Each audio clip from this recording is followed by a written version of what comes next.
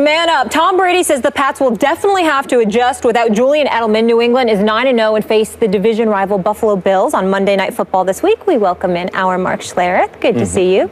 Thank you. Thanks for joining us. Please tell us, how vulnerable are the Patriots without Edelman? I think this, just the statement by Tom Brady was, if you really listen to it, it shows you the greatness of the New England Patriots. Basically saying you're just not going to plug somebody in to take his role, but we're going to do what we do with the guys that we have and put them in positions, not the Julian Edelman position. So many teams think that, hey, we're going to plug in, Danny Amendola, and we're going to have you do what Julian Edelman does. No, you're not, because Danny Amendola can't do what Julian Edelman does. That guy in the slot is an absolute freak show, and I'm talking about Julian Edelman. He's nasty. I mean, he gets after people. He's one of those guys that's fearless across the middle. There are very few of those guys that that can do that, but it goes to show you the mentality of the New England Patriots. We're not going to ask somebody to come in and be Julian Edelman, because there aren't any Julian Edelmans. What we're going to do is put our guys in the best position based on their skill set to have success. Will there be a drop-off? There's 3 people on the New England Patriots that you look at, 3 players that you look at that are irreplaceable. Tom Brady. I mean, you can't replace him. Gronkowski, guy's a freak show, and Julian Edelman. So they have lost a large portion of what they do on the offensive side of the ball as far as keeping the chains moving and staying in front of the chains. Julian Edelman did that, and he got the tough, nasty yards for them. And he was, at the wide receiver position, and you don't say this about very many guys, he is one of those guys that sets a tone for their offensive football team from just a pure nastiness standpoint. That's Julian Edelman. They're going to miss all those factors about him. Yeah, I agree. So more vulnerable than, are you saying they could lose a game down the stretch? Oh, sure. Yeah. Sure. I mean, it's, you look at their ability to stay on schedule, right? What he does in the middle of the football field, that to me is the biggest thing. You've lost a big portion of the staying on schedule of your offense, right? Being in 3rd down and 2, we can live there all day long. We can convert. We've got a myriad of different plays that we can run in 3rd and 2. You're in 3rd and 8 because Julian Edelman isn't across the middle of the ball for you. That's a different story. And when you lose that aspect of your offense, there's very few guys. Like, not everybody is as tough as Julian Edelman. Not everybody is as nasty as Julian Edelman. There are some guys that lack some of that mental toughness to do the things that he does. And I'm not saying they're not tough individuals. You don't play in this league if you're not a tough individual, but they're not the same. They're not cut from the same cloth that Julian Edelman is. That guy is a bad dude now. Okay. Let me say this. Please. First things first, question. Julian Edelman, is he out? How long? Well, we don't know. I mean, he could come back for the playoffs, but he's out for a significant amount of time. The Jones fracture, and it's a bad injury, and there's a chance he won't come back at all. There's a chance. Remember, Dez rushed back, and Dez is missing practice this week with foot. So I'm assuming his foot is still aching. Okay. Minimum 6-week injury. All right, minimum 6-week injury. Yeah, but they say it's a 3-month recovery. That's what all the surgeons say. Minimum 6-week injury. I'm thinking it's Julian Edelman, who's a bad you-know-what, and you take that into account along with the fact that you've got 7 games to go, and of course there's always the bye week, that is the playoffs, because you'll have one of the top seeds in the conference. So we're talking about close to 9 weeks that Julian Edelman will have. I'm predicting he's going to be back. Having said all of that, let's analyze this. Last time I checked, you actually have to play somebody. So I have to take the competition into consideration when I think about the loss of Edelman.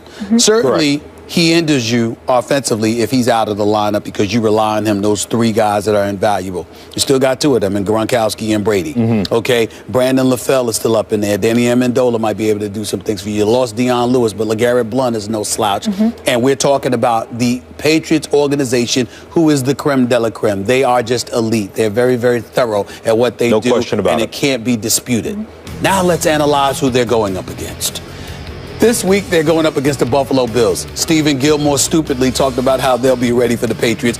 Just gave them bulletin board material, opened his mouth. The Buffalo Bills going to pay for that. We know that's coming. After that, you got the Denver Broncos. Osweiler's your quarterback now, not Peyton Manning. I'm sorry, I don't believe for one second that Brock Osweiler is going to beat the New England Patriots. I just don't see it. I don't see it happening. The Philadelphia Eagles. Well, Mark Sanchez might be the quarterback there, or Sam Bradford, not Bradford.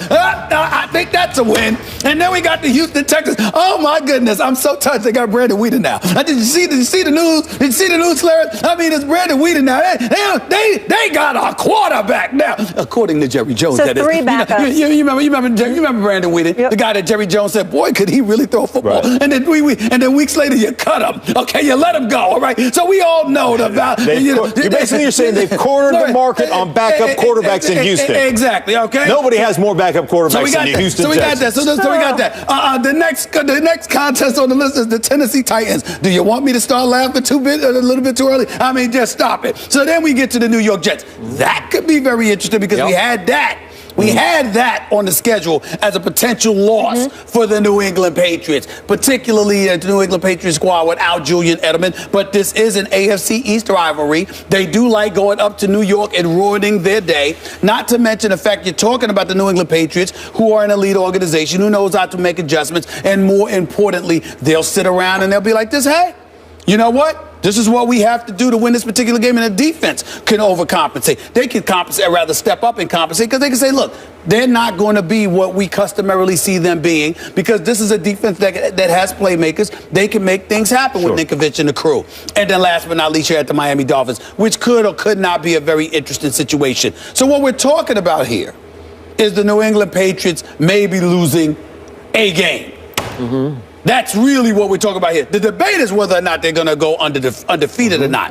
But I think the loss of Edelman will be minimal, because I think all of those games are winnable, and he'll be back for the playoffs. Well, I think I agree with you in this. I don't think it's really going to affect their schedule that much from the standpoint of wins and losses. I still think they're going to win. I said it weeks ago. I think they're going to win out.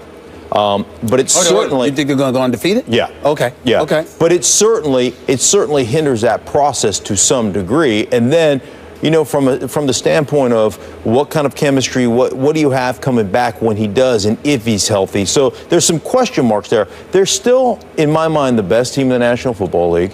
From a coaching standpoint, from an execution standpoint, you just go back to the Giants game, just from a management of the clock and the situation standpoint at the end of the game, they're the New England Patriots. There's a reason why they win. There's a reason why they're better than everybody else, because they're smarter and they out-execute everybody else. That's what it comes down to. By the way, Buffalo can back up Gilmore's mouth. Trust me. Think so? That team is coming together and coming on. This will be a battle on Monday night. I will bet you it will go to the wire. Really? Tyrod put up 32 on New England's defense at Buffalo. I cannot tell you how shocked I am to hear you say that. Well, I actually really thought that once you heard Gilmore opened his mouth. I'm shocked to hear you say that. Good. I hope you're right, because I don't feel like seeing a blowout. But I don't know. I don't know. So back to the question.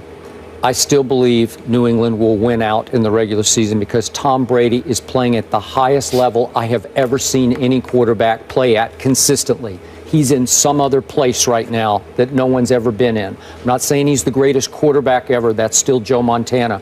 But no one has played at this level this long through a whole season.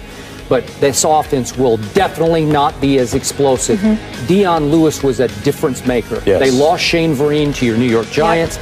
He was a difference maker for them, even in the Super Bowl. Go look at the numbers Shane Vereen put up.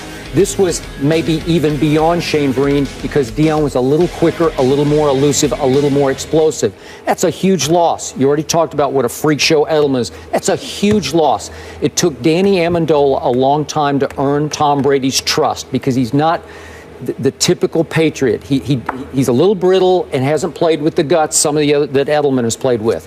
But he does have better hands than Edelman. That's the one thing I don't love about Julian. Didn't have great hands. Amendola will make big catches at big moments, and I think he has earned the trust. He just doesn't do it the way this guy does it. But he is slippery, and he did make a hellacious spin move to get them in field goal position the other day against your Giants. So the offense won't put up the same kind of points. It won't be as explosive. The games will get closer, but I still say if you have Brady, you're good. That he'll win these games different ways. With the tight end, Scott Chandler's going to have to play a bigger role. It's amazing watching how many 2 tight end, 3 tight end formations they came in. That's right. And, got this on Twitter, the Patriots fans, their offensive line, it's Yahtzee. Right? Just throw it out there. 2 or 3 of them are returning, though, right? Well, here was what was supposed to be back. They're last week. This was one of the most amazing things for me last week. Their backup left tackle gets hurt. They moved their backup right tackle to left tackle. 2 weeks ago, yeah. Right, 2 weeks ago. Yeah. They move a tight end into play right tackle for a while. Then they move him out. And they take Stork, who started the Super Bowl at the center position, went to right tackle. Now, this is why I say they're smarter than everybody else.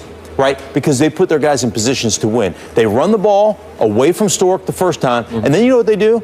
They throw a 5-step drop with a set cut principle. So they're saying the ball's coming out of Tom Brady's hands. You don't have to hold up for very long. What we want you to do is set and then go cut. I mean, he almost cut this guy in half on the first pass pro. 2.5 seconds, the ball's the first pass pro he's in, and saying we're going to set the tone for you and give you an opportunity, even though you're playing out of position, to have success. It may not be pretty, but you're going to have that opportunity. That's coaching. Last comment. If what you two say about Julian Edelman's value comes to fruition, I believe the Jets beat them on December 27th. They're going to have a real shot. That's the game. I would have said the 29th, but Peyton went down. But I ain't picking Osweiler to beat the. If Edelman is what you say he is, and I know you know. I'm telling you right now, I think the Jets have a chance to knock the Jets. The Patriots come in there 14-0.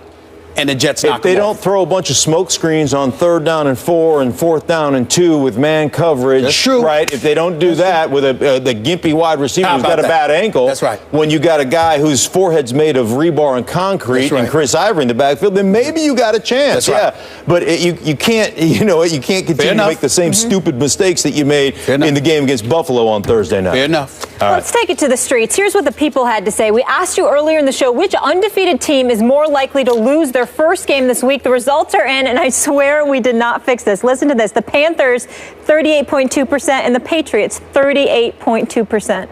That's unbelievable. Okay, I was more excited than you guys, whatever. Mark, thank you so much for being with us. I appreciate Thank you. I'm just celebrating like myself, Johnny Manziel style. Moving on, the NFC West leading Cardinals are flying high in the desert, but do they have the potential to be super? We'll handicap Arizona's chance of playing in February. That's coming up. It's ours to win. We'll keep throwing punches till the walls